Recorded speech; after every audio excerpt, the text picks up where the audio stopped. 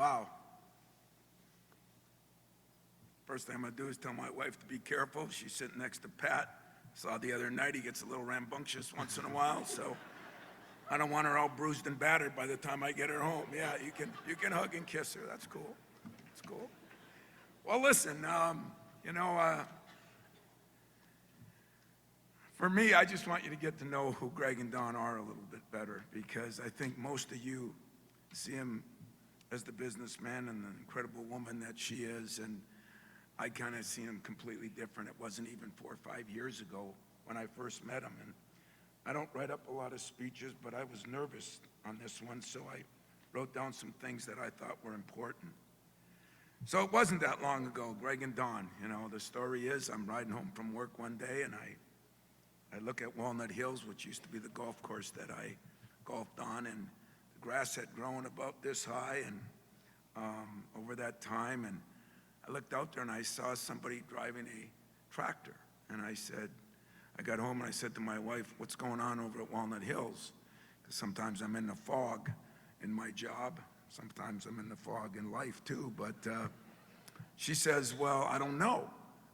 I said, well, we got to find out, what's going on over there. Somebody's mowing the lawn, but the lawn is a little higher than normal. And so I learned what a brush hog was. What was really amazing to me is the person driving this brush hog, which those of you that aren't from the UP or Langsburg probably wouldn't know what the hell that is, but was a woman. So the next day I rode by again and I looked over there and I saw this woman driving this thing, and I said to Loopy, there's some woman driving that thing over there, And as I got to know a little bit more, and it wasn't long after that, I think we met over in painting the Spartan helmet. And that's kind of where it was. And I told her there, someday I'd like to come over and mow one of those fairways, because I said it'd be therapeutic for me. No insult to the media but maybe the media would be standing there and I could take that big tractor and just ram them sometimes.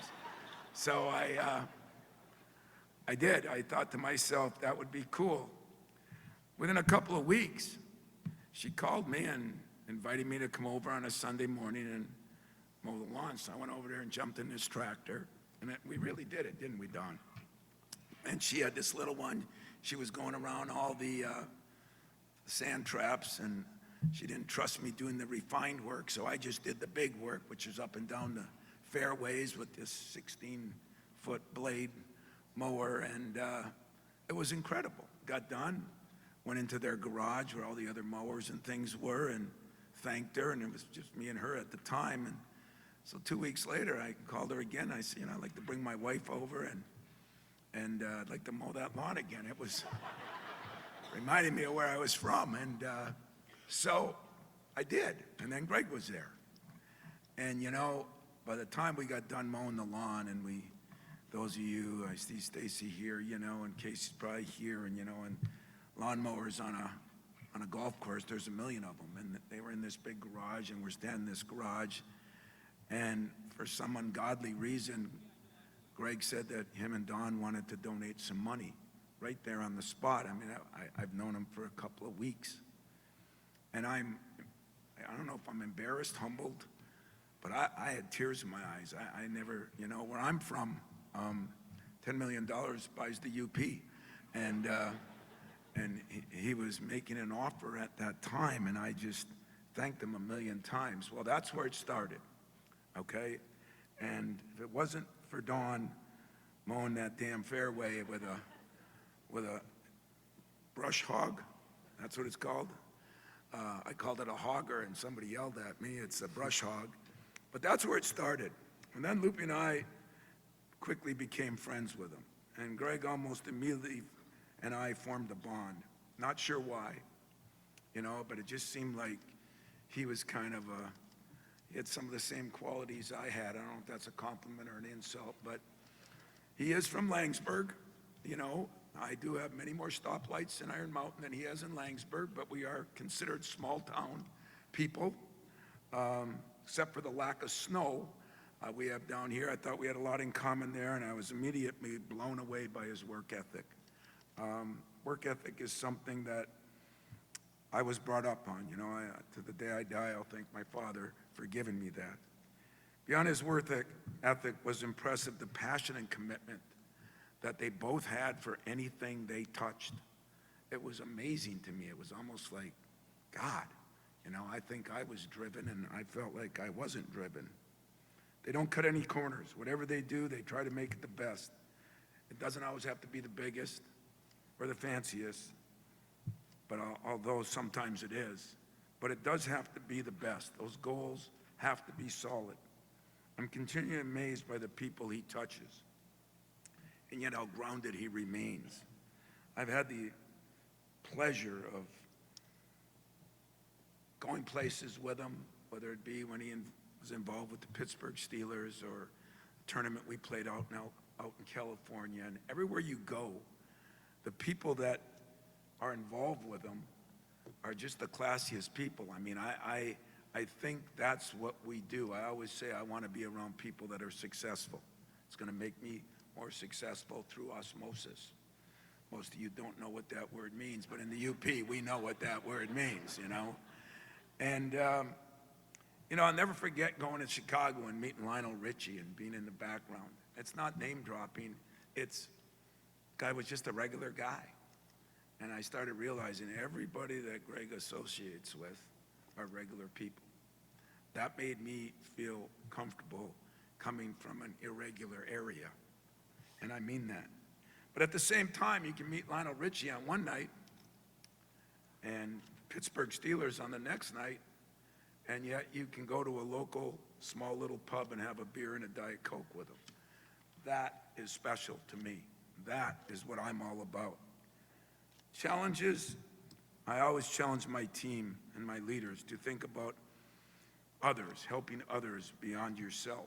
It is a pretty selfish world we live in right now, and Greg and Don are the ultimate leaders. They're leading an entire community, state, and even a country. They're always thinking about how they can use their gifts to positively impact others. They built an amazing home. I should say Don did. Greg was a little part of that home other than to pay for it. But they built an amazing home, and she did an incredible job. And yet when I look at it, they added a golf course. It was a golf course. They added 3 holes. They added a basketball court. And you would say, well, that's nice, but they don't play golf. And I sure as hell know they don't play basketball. So it just kind of was my way of watching them bring people together. I've been on a trip with him in Pittsburgh, and he got involved there, and all of a sudden he's involved with the Mel Blount Children's Facility, and he just kind of dives in to these communities where he is investing in. And most people wouldn't do that, if you ask me. I look in Grand Rapids and the Helen DeVos and other things he's doing there, and it's just kind of a special way to me. That's what leaders do. They didn't attend Michigan State University, yet they recognize their position in this community and what this community is all about. Michigan State is a big thing in this community. They certainly recognize the ability to impact people, in particular students across our great campus. In supporting Michigan State today, they're supporting students for decades. Making an impact on somebody is nice when they come into your office and you feel like they've left your office in a better place. You're leaving decades of people in a better place. That's true leadership, if you ask me. It's hard to comprehend the magnitude of his generosity, and yet I'm not at all surprised. That's just who they are. The world sees Greg and Don for what they are and what they've done. But I love them for who they are and how they treat people. I've gotten a chance to meet a lot of important people in my days here, but never has one impacted me the way he has. Every time I talk about my team and what we got to do, he seems to take things from me, and I definitely take a lot from him. I could do it for hours and hours. I hope, Pat, you get a chance to do the same thing. Greg and Don love Michigan State. Through their example, they're inspiring others to give and lead in any way they can. Greg taught me that leading is leading, no matter if it's a worldwide company or a team of 15 people. He's helped me realize business and sports are very similar. We both have championships to win in just different ways. I imagine none of us here today can give at the level Greg and Don are able to do. But that doesn't mean we can't follow their lead. If each of us in our own way follow their example, there will be no stopping Michigan State University. And when I'm done, it'll be in a much better place than when I started. Thank you for inspiring generations of Spartans. Think beyond just themselves. His son Michael's here today, is becoming a great Spartan himself, and I've got granddaughters now, and I think that what you're doing, Greg and Don, will help my grandkids 18 years from now. So on behalf of Loopy and I, this commitment you make today is historic, as Jay and the president and we've all said. Thank you from the bottom of our hearts. The ripple effects of your leadership and influence are even larger.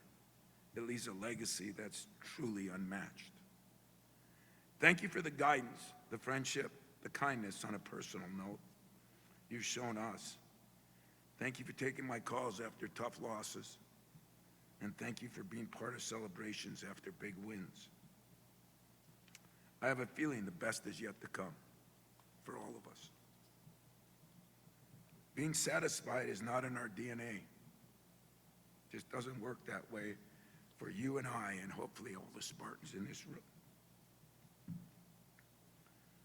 The DNA is to win championships. The DNA is to be the best we possibly can be. The commitment you made today will certainly propel all of us towards the next championship. And I just can't thank you enough.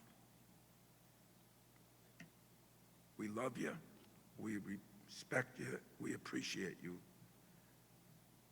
But most of all, I can only say that you inspire me. And that's a pretty significant statement. And you inspire me, not expire me. I'm going to be around a while because I like the direction our athletic director's got us going in. I love the direction our president's got us going in. I love my new combatant, Pat. I'm really excited. I love all the other coaches, and a lot of them are here. One thing about this place is we are a family, and you're going to learn here that everybody supports everybody here, and that's different. As you know, in our sports, not a lot of football and basketball coaches get along. Sometimes not a lot of men's coaches and women's coaches get along. At this place, it's been that way, and I happen to be privileged so that you know, Greg, and you know, Don. When Pat came aboard, Jay brought him into a coaches meeting, and the first thing he said, whatever I can do to help any one of you, whether it be the day of the Michigan game or the week of whatever game, I'm here. That's what you two have meant to me. I always know that I have a friend to call late at night. I try not to call him on Sunday mornings because he's calling all his people over in Europe on Sundays. But other than that, I want to thank you for that friendship. I want to tell you this gift is going to help us build championships. And tomorrow, I'm going to try to take another step forward to making you proud of us.